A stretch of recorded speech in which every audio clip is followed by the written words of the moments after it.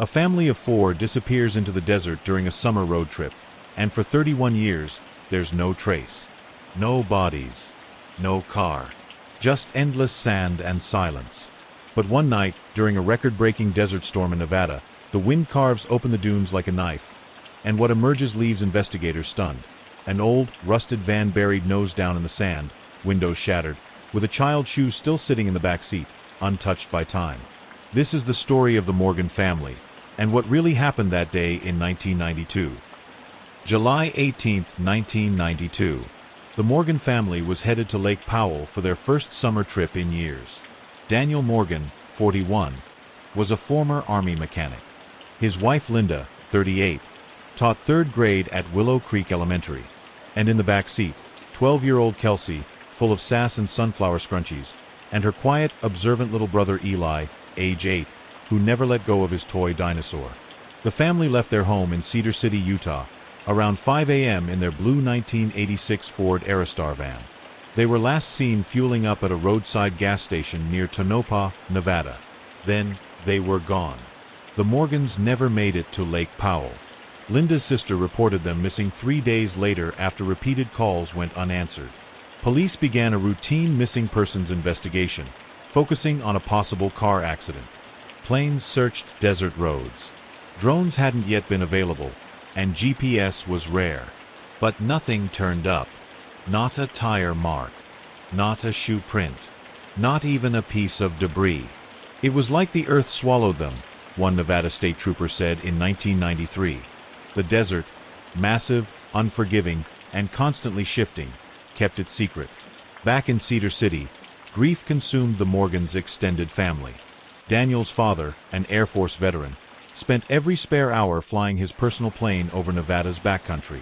He passed away in 2006, never finding closure. Linda's sister organized candlelight vigils every July 18th. Every year, fewer people showed up. Eventually, the Morgans became a local legend. A tragic, unexplained mystery. Kids whispered about the vanishing van at school. Hikers speculated about foul play. But over time, it faded into obscurity. Just another cold case in the desert sun. Then came the storm. On the night of June 29, 2023, southern Nevada was hit with one of the worst sandstorms in its recorded history. Gale-force winds swept across the Amargosa dunes. Visibility dropped to near zero. When the storm cleared the next morning, hikers exploring the area found something strange. Metal. Blue paint. Glass fragments poking through the freshly disturbed earth, where before there had only been dune. Authorities were called. Excavation teams arrived, and what they unearthed changed everything. The van was buried at a near vertical angle. Its front end crushed into a ravine. Its windows shattered. The license plate was Utah-issued, expired in 1993. Inside the front seat, a rusted key still in the ignition. On the dashboard, a faded photo of Kelsey and Eli holding ice cream cones, half faded by decades of heat. And in the back seat, a tiny green dinosaur toy, resting on the floor, untouched, undisturbed. Exactly how Eli had probably dropped it. But there was something missing. No bodies. None in the driver's seat. None in the back. No blood. No bones. No sign that anyone had ever been hurt. Just one trace of life, a handprint, small, almost child-sized, on the interior glass of the rear window. Investigators confirmed the van belonged to the Morgans. But how did it end up buried nearly 15 feet beneath sand and rock in an area over 12 miles off the main road? And why weren't the bodies inside? As word spread, theories exploded. Accidental crash followed by disappearance. Family survived, walked away. But where to? Witness protection. Desert cult. Something darker. Human trafficking or foul play. Local rancher Ethan Weller came forward with a claim. I remember seeing a van like that near my land back in the early 90s. Blue Ford. Had a busted taillight. 2 kids in the back. But it was gone the next morning. Police couldn't verify his statement. But the van's taillight had, in fact, been broken. Then, one of the forensic team members made a chilling discovery. There were scratches along the inside of the van's rear door. Fingernail marks. As if someone, maybe a child, had tried to claw their way out. 1 week after the discovery, a woman stepped forward. Her name, Emily Green. She was Kelsey and Eli's first cousin, only 9 years old when they vanished. Now 40, she had become a trauma counselor.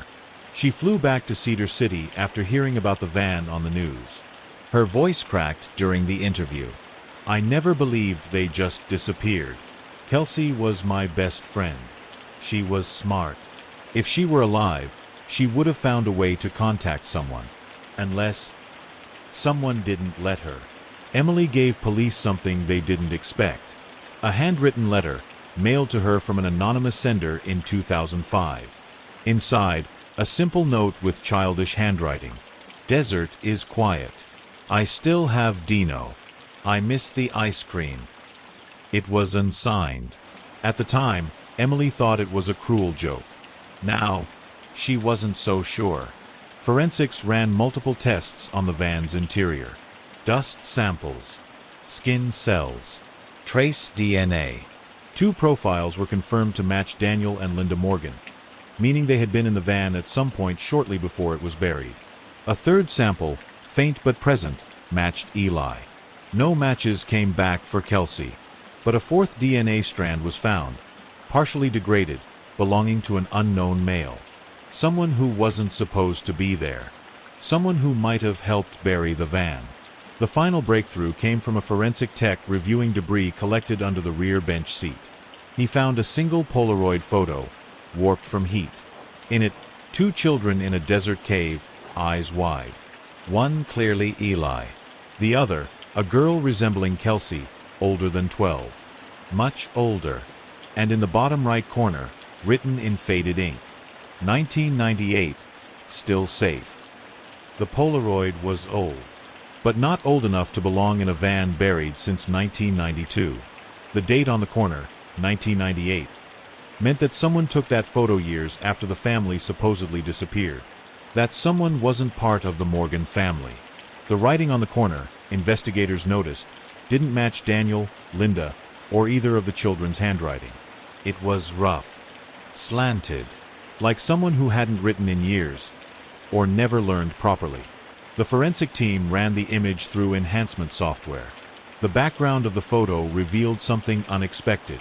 The curve of a cave wall, and a set of makeshift wooden crates stacked behind the children. A retired geologist, Dr. Leland Harris, saw the photo on the evening news. He immediately called the Nevada State Police. "I know that cave.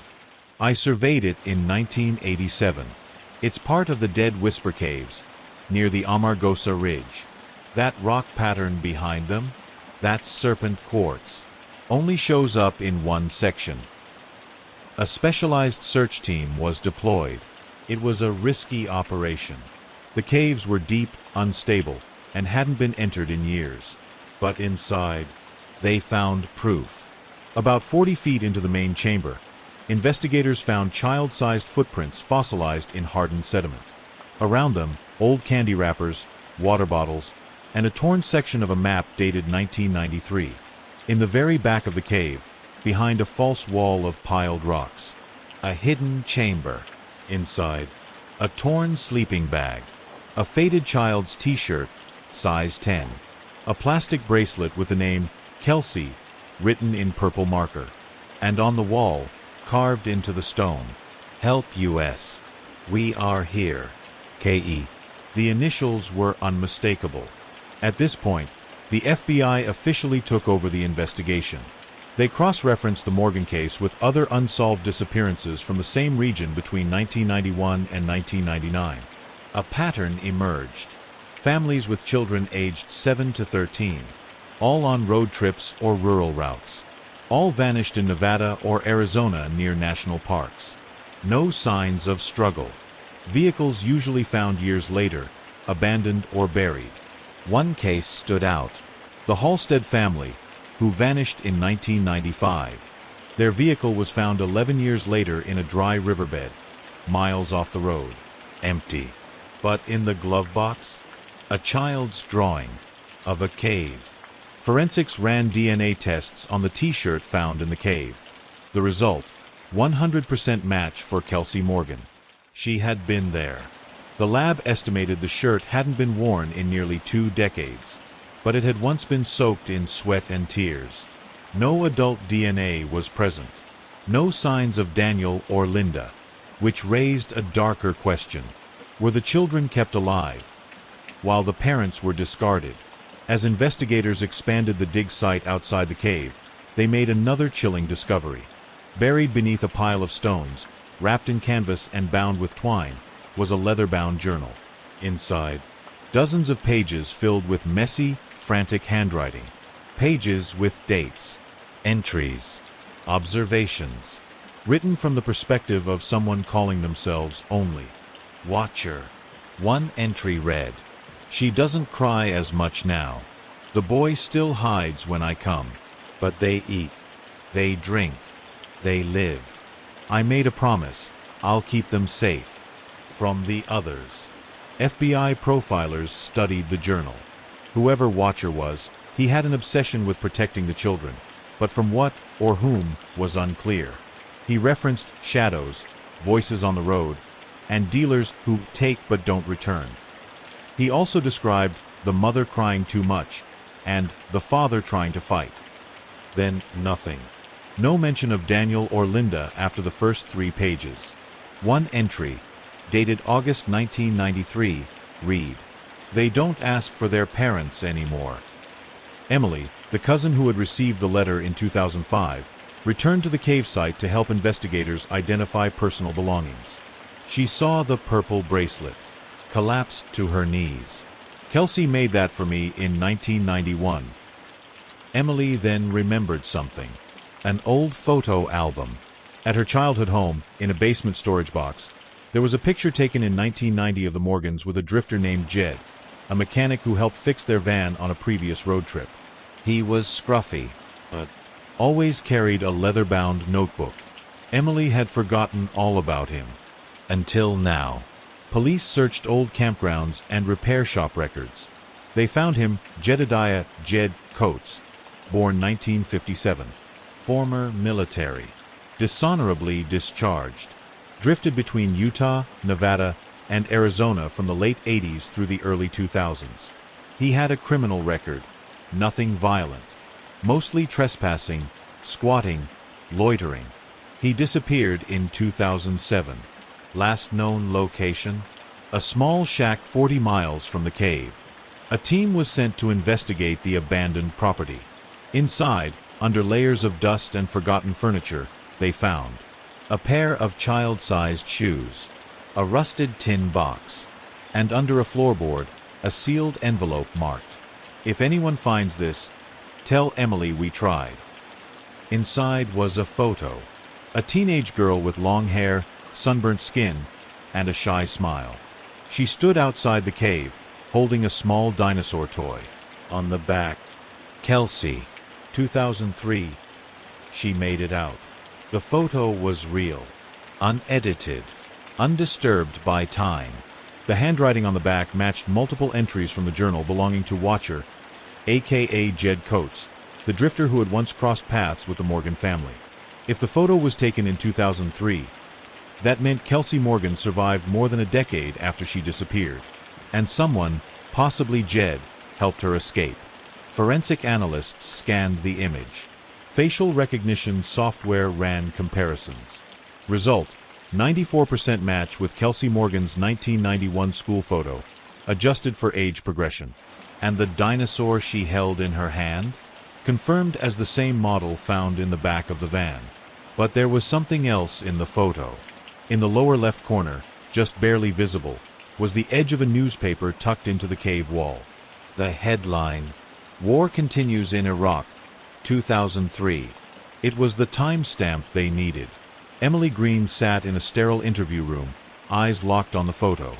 She reached for it, hands trembling. That's her. Oh my God, that's Kelsey. She used to smile like that when she didn't want to cry. I remember that look. Tears streamed down her face. She got out. She really got out. But the question burned louder than ever. Where was she now? And how had no one seen her in 20 years? Agents combed through missing persons reports, hospital intakes, adoption records, any young woman appearing post 2003 who might match Kelsey's identity. Nothing. No fingerprints. No aliases. No death certificate. Just silence. Then, one of the field analysts had a breakthrough. Using reverse image search on the background rock formation behind Kelsey in the photo, they identified the exact cave region. A ridge formation known as the Devil's Arch, 12 miles southwest of the original cave system.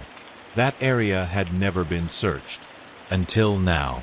A tactical team hiked into the rocky gulch by nightfall. There, behind a large outcropping of sandstone, was a sealed crevice, blocked by carefully stacked rocks and a single weather-worn board. On the board, carved with a pocket knife. No entry. Danger. They broke through. Inside, a crawl space. Tight. Musty. It opened into a dome-shaped cavern, maybe 12 feet wide. What they found inside made even the most seasoned agents go silent. Blankets. A wooden crate turned into a table. Old food wrappers from the early 2000s. Melted candles. A Bible. Pages torn out. Verses underlined.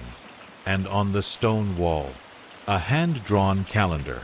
Years of hash marks. Over 3,000 days. Then, a mattress, half-rotted. And beneath it, a metal lockbox, padlocked and wrapped in tape. They forced it open. Inside, a stack of letters, a journal, and a small camcorder.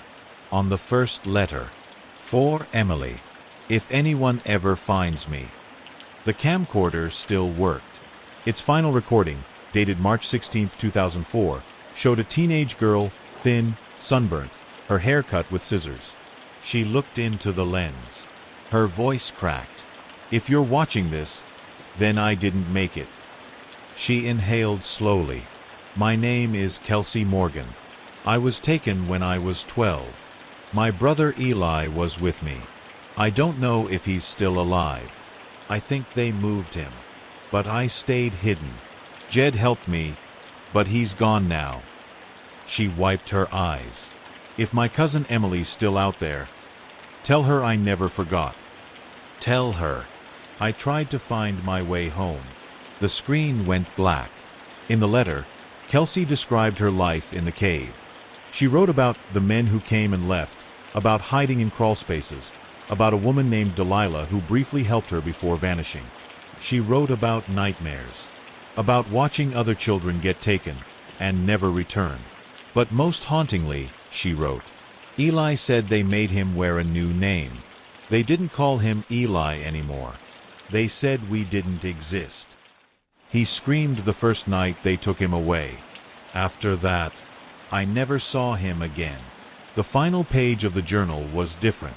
It wasn't written in Kelsey's voice. The handwriting was heavier, angrier. One line, written over and over. "You were supposed to protect them. You failed. You failed. You failed." And then, taped to the last page, a photograph of a boy around 12, standing beside a gas pump. The timestamp, August 2nd, 2004. The boy's name tag on his shirt, Caleb, and his face. An exact match to Eli Morgan's childhood photo. The gas station photo was grainy, but real. And the boy, identified by facial recognition as a 97% match to Eli Morgan, was clearly alive 12 years after he vanished. But there were troubling details. The timestamp on the corner read August 2nd, 2004. The station had been demolished in 2007, and no one ever filed a police report about a boy working there. The only identifying mark? His name tag, Caleb. But Caleb wasn't his name. Agents scoured property records.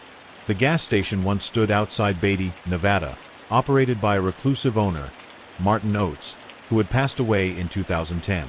But Oates had a surviving daughter, Loretta Oates, 56, now living in Arizona. When contacted by authorities, she agreed to speak, on one condition: no media. Emily joined them for the interview. Loretta's voice trembled. I remember him. The quiet boy. He said his name was Caleb, but he didn't talk much. My daddy. He treated him like a pet, not a person. Where did he come from? He just showed up one night. Said someone dropped him off. That he wasn't allowed to say their name. Loretta revealed that her father had been paid in cash every month by an anonymous man to keep the boy on the property. He didn't go to school, didn't leave the station, just pumped gas, slept in the back, always looked over his shoulder. She then handed the agent something she'd kept all these years, a shoebox. Inside were torn-out notebook pages with drawings of caves, a laminated photo of a dinosaur toy, and a note scrawled in shaky handwriting. My name's not Caleb, but I can't tell you who I really am. They said she was gone, but I hear her voice in my sleep. Agents used DMV and census records to search for any Calebs who matched Eli's age and appearance. One stood out: Caleb Ridge, listed as a ward of the state in 2005 after being found wandering outside a bar near Ely, Nevada. He was 20 at the time of the report. He'd told social services he didn't remember his childhood, but he drew maps of caves obsessively and refused to sleep indoors. He was released from foster care in 2010 and disappeared into the system. Until now, no one connected Caleb Ridge to Eli Morgan. A composite artist aged Eli Morgan's photo and compared it to a DMV photo of Caleb Ridge from 2009. It was nearly identical. Eyebrows, eye shape, scar on the chin, same spot as a childhood bike accident noted in Eli's pediatric records. Emily sat in stunned silence. He's alive. Oh my God, he made it too. The last known address for Caleb Ridge was a rundown motel on the outskirts of Las Vegas, checked out under a fake name in 2017. No forwarding address, no credit cards, no license renewals. But someone had been making ATM withdrawals from a bank account tied to him every month for the last 5 years. The location? A 24-hour diner in Mesquite, Nevada. The ATM had security footage, and what they saw stunned them. A man, late 30s, hood up, lean build. He kept his head low, face partially obscured, but then he turned, just slightly, enough for the camera to catch his profile, enough for the software to confirm. Eli Morgan, alive. And less than 48 hours ago, he had stood in that diner, withdrawn $100, and vanished again. Emily boarded a red-eye flight. She sat in that diner booth for 6 straight hours. Every time the door chimed, her head jerked up. Nothing. Until a waitress walked by with a crumpled receipt and whispered, "You looking for the guy who uses that ATM?" Emily nodded. The waitress pointed to a message scribbled on the back of a sugar packet left on the counter. I remember you, but I'm not safe. Don't follow me. That night, Emily walked back to her hotel room and found an envelope under the door. Inside, a Polaroid photo of her as a child, hugging Kelsey and Eli, a matchbox from a diner called The Hollow Tree, and a torn-out page from Kelsey's journal, written in ink. They found me once. I won't let them find him. You can still save him. But be ready. He remembers everything. And then, underlined 3 times. He knows who took us. The sugar packet. The matchbox. The journal page. Everything pointed to the Hollow Tree Diner, a remote stop-off along Route 167, near the Arizona border. Emily packed her bag. She knew what she had to do. Not for herself, but for Eli, the boy who once called her Emmy.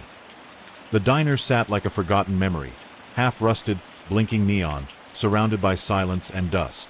Emily arrived at 7:08 p.m. She ordered coffee, sat in the back booth, and waited. At 9:31 p.m., the door creaked open. A man walked in, hooded, with a worn duffel slung over his shoulder. He moved slowly, cautiously. Then his eyes met hers. and everything stopped. Eli stood across from her, 39 years old now, but still carrying the fragile weight of the child he'd once been. His lips trembled. His voice cracked. "I thought you forgot me." Emily stood, voice thick with tears. "I never did. Not once." They hugged, tight, raw. Years between them collapsed in that embrace. But Eli's eyes darted around. "We can't stay here." They still watch. "Who, Eli?" Emily asked. "Who took you?" They drove an hour outside town. In a rundown trailer hidden behind a canyon ridge, Eli finally spoke. It wasn't one person. It was a group. Private. Funded. They called themselves the Shepherds. He told her everything. They weren't just predators. They were part of an off-grid behavioral reset program, a black market network that targeted families with vulnerable children under the guise of protection. Daniel Morgan had unknowingly interacted with one of them weeks before the trip. They marked the van, followed them into the desert, then orchestrated the abduction. Eli's voice grew soft. "They separated us. Said Mom and Dad weren't coming back." Kelsey cried for days. He paused. "I didn't see what happened to them, but I heard a struggle, then silence." Emily reached for his hand. "And Kelsey," Eli's eyes darkened. "They moved her to another location after she tried to escape. I never saw her again. But she found me once. Left a note. Said she still believed I'd get out. That I had to remember. After the gas station, I got away. Changed my name again. But I didn't go public." "Why?" Emily asked. Eli took a deep breath. "Because people like that don't go away. They bury evidence, rewrite history, kill the story before it can spread. I was afraid. Not for me. For whoever tried to help me." Emily showed him the journal entries. Kelsey's voice. Her strength. Her hope. "She died trying to be found," Emily said. "We owe her the truth." Eli nodded. Slowly. Then pulled out a flash drive from his duffel. "This is everything. Names. Locations. Payments. Some of them are still alive." In September 2024, Eli and Emily sat down for a private interview with award-winning investigative journalist Nora Grant. The story aired nationwide. Survivor of 1992 family disappearance breaks silence. Reveals secret network that targeted children. The fallout was immediate. 3 former officials were arrested. 2 private therapy camps were shut down. A federal task force was formed to reopen cold cases tied to the Shepherds. And for the first time in 32 years, the Morgan family case was closed. A quiet service was held near the site where the Morgan van was discovered. Emily, Eli, and a small group of survivors placed a plaque in the desert, in memory of Daniel, Linda, and Kelsey Morgan. Taken, but not forgotten. And to every child who waited in the dark, "We found you. We see you now." Eli placed Kelsey's bracelet on the stone. The world didn't end the day the Morgans disappeared. But for those who loved them, time stopped. It stayed frozen in every missed birthday, every unanswered question, every night filled with what-ifs. But truth, real truth, doesn't stay buried. Not forever. It rises through the silence. It survives the storms. It breaks through the lies. Because even in the darkest places, love leaves a trail. And when someone refuses to stop looking, the lost can be found again.